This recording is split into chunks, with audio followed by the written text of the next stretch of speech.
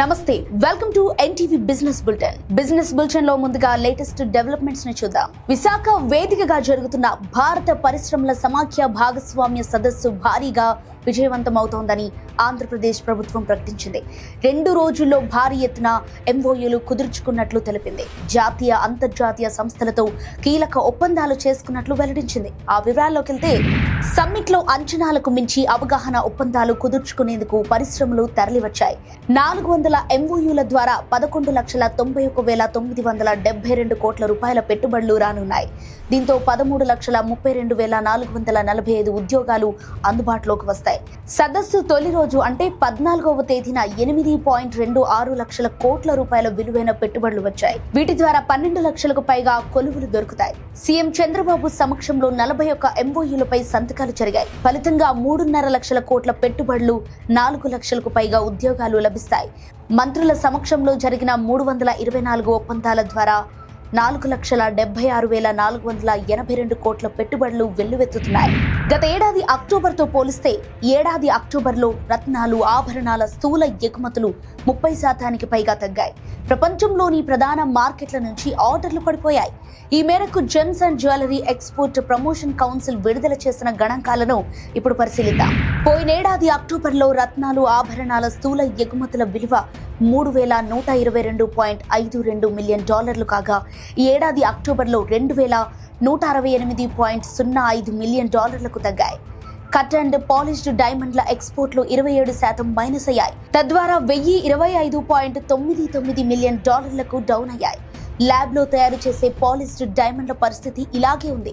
వీటి ఎగుమతులు కూడా 34.90% క్షీణించాయి. బంగారు ఆభరణాల ఎగుమతులు 24.61% తగ్గిపోయి $850.15 మిలియన్ నమోదయ్యాయి. కిందటేడాది ఇదే సమయంలో $1,187.34 మిలియన్ విలువైన ఎక్స్పోర్ట్లు జరిగాయి. ఇక ఎగుమతులు నేల చూపులు చూడటానికి కారణం అమెరికా, యూరప్, చైనా తదితర మేజర్ మార్కెట్లలో డిమాండ్ లేకపోవడం. రైతుల ప్రయోజనాలను పరిరక్షించడానికి కేంద్ర ప్రభుత్వం రంగంలోకి దిగింది. జాతీయ ఎరువుల సరఫరా వ్యవస్థను గాడిలో పెట్టేందుకు కఠిన చర్యలు చేపట్టింది. అక్రమాలకు పాల్పడుతున్న వారిపై కొరడా జోడిపించింది. ఆ వివరాలను ఇప్పుడు చూద్దాం. కేంద్ర ఎరువుల శాఖ అధికారులు, వ్యవసాయ శాఖ అధికారులతో కలిసి దేశవ్యాప్తంగా 3 లక్షలకు పైగా తనిఖీలు నిర్వహించారు. డిస్ట్రిబ్యూషన్ నెట్వర్క్ ను పర్యవేక్షించేందుకు చేపట్టిన ఈ స్పెషల్ డ్రైవ్ లో అనేక అవకతవకలను గుర్తించారు. బ్లాక్ మార్కెట్ కి పాల్పడటం, నిబంధనలకు విరుద్ధంగా ఎరువులను నిల్వ ఉంచడం, పక్కదారి పట్టించడం వంటి తప్పులను గుర్తించారు. దీంతో 4,298 మంది లైసెన్స్లను, రిజిస్ట్రేషన్లను రద్దు చేశారు. 8,777 మందికి షోకాజ్ నోటీసులు జారీ చేశారు. 547 ఎఫ్ఐఆర్లను నమోదు చేశారు. ఏడాది ఖరీఫ్ సీజన్లో దేశంలోని పలు రాష్ట్రాల్లో యూరియా కొరత తీవ్రంగా నెలకొన్న సంగతి తెలిసిందే. ఈ నేపథ్యంలోనే ప్రభుత్వం దాడులు చేపట్టింది. ఆరోపణల్లోని నిజాలను నిగ్గు తేల్చింది. వచ్చే ఏడాది ఫిబ్రవరిలో న్యూఢిల్లీలో జరగనున్న 12వ ఫ్లాస్ట్ ఇండియా కార్యక్రమానికి ప్రపంచవ్యాప్తంగా 80 దేశాల నుంచి 2,000 మందికి పైగా ఎగ్జిబిటర్లు, ప్రతినిధులు, 6 లక్షల మందికి పైగా విజిటర్లు హాజరవుతారని అధికారులు తెలిపారు. ఈ ప్రదర్శనకు సంబంధించిన ప్రత్యేకతలేంటో ఈ వీడియోలో ఇప్పుడు చూద్దాం. ప్రపంచంలోని అతిపెద్ద ఏకైక ప్లాస్టిక్ షో ప్లాస్ట్ ఇండియా 2026 ఫిబ్రవరి 5 నుంచి 10 వరకు జరుగుతుంది. వేరే దేశాల్లో నిర్వహించే ఇలాంటి ప్రోగ్రామ్స్ లో రబ్బర్, కెమికల్స్ వంటి వాటిని కూడా కలిపి షో చేస్తారు. కానీ ఇండియాలో ఏర్పాటు చేస్తున్న ఈ ఈవెంట్ ను మాత్రం కేవలం ప్లాస్టిక్ అంకితం చేశారు. దీనికి భారత్ నెక్సెస్ట్ అనే థీమ్ ను సెలెక్ట్ చేశారు.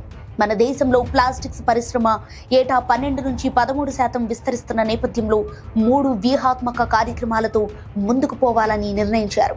ప్రమోటింగ్ గ్రోత్, సస్టైనబిలిటీ, ఇన్నోవేషన్ అనే సూత్రాలను ప్లాస్టిక్ షోలో ప్రవేశపెట్టనున్నారు. ఈ మేరకు ఇప్పటికే 3 కార్యక్రమాలను చేపట్టింది. Zero waste startup search, invest India అనే ఇనిషియేటివ్ తీసుకుంది.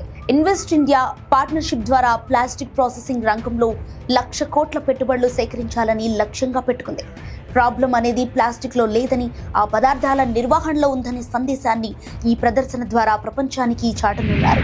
టీవీ ఇప్పటి వరకున్న డీటెయిల్స్. మరిన్ని బిజినెస్ న్యూస్ డెవలప్మెంట్స్ తో రేపటి బులెటిన్ లో మళ్ళీ కలుద్దాం. Thank you.